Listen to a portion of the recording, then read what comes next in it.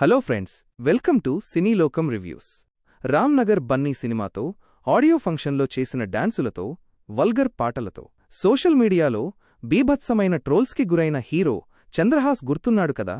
ఆయన నటించిన కొత్త సినిమా బరాబర్ ప్రేమిస్తా వివాదాలతోనే పబ్లిసిటీ తెచ్చుకున్న ఈ కుర్ర హీరో కనీసం సినిమాతో అయినా హిట్ కొట్టాడా? ప్రభాకర్ గారి అబ్బాయి అని చెప్పుకోవడానికి తగ్గట్టు నటించాడా, లేక మళ్లీ ట్రోలర్స్కి కంటెంట్ ఇచ్చాడా? ఈ శుక్రవారం రిలీజైన ఈ సినిమా ఎలా ఉంది? థియేటర్లో డబ్బులు పెట్టి చూడొచ్చా, లేక ఓటీటీ కోసం వెయిట్ చేయాలా అనేది నిజాయితీగా ఈ రివ్యూలో తెలుసుకుందాం. ముందుగా కథలోకి వెళదాం. ఈ కథ మనకు కొత్తేమీ కాదు. ఆదిలాబాద్ జిల్లాలోని ఒక పల్లెటూరు రుద్రారం. ఆ ఊర్లో రెండు వర్గాలుంటాయి, ధర్మన బ్యాచ్, కర్మన బ్యాచ్.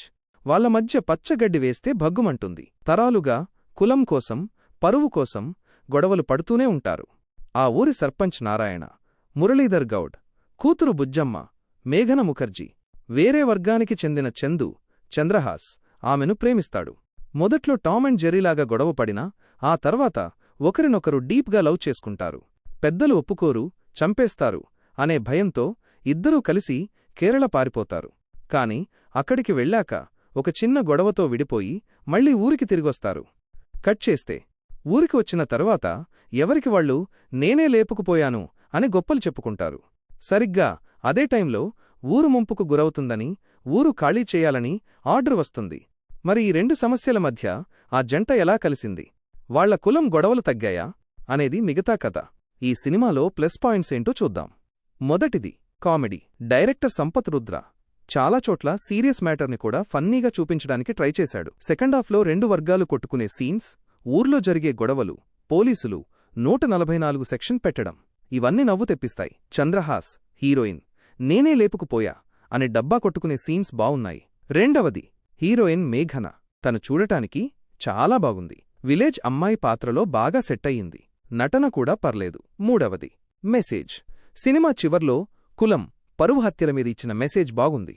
అది కొంచెం రొటీన్గా అనిపించినా క్లైమాక్స్లో లక్ష్మణ్ మీసాల క్యారెక్టర్ ఇచ్చిన ట్విస్ట్ ఎమోషన్ని ఎలివేట్ చేసింది. మురళీధర్ గౌడ్, అభయ్ నవీన్ వాళ్ల పాత్రలకు న్యాయం చేశారు. ఇప్పుడు మన యాటిట్యూడ్ స్టార్ చంద్రహాస్ గురించి మాట్లాడుకుందాం. గత సినిమా రామ్ నగర్ బన్నీతో పోల్చుకుంటే ఇందులో చంద్రహాస్ నటనలో కొంచెం మెచ్యూరిటీ వచ్చింది. కాని ఇంకా చాలా ఇంప్రూవ్ అవ్వాలి. ఎమోషనల్ సీన్స్లో ఇంకా తేలిపోతున్నాడు.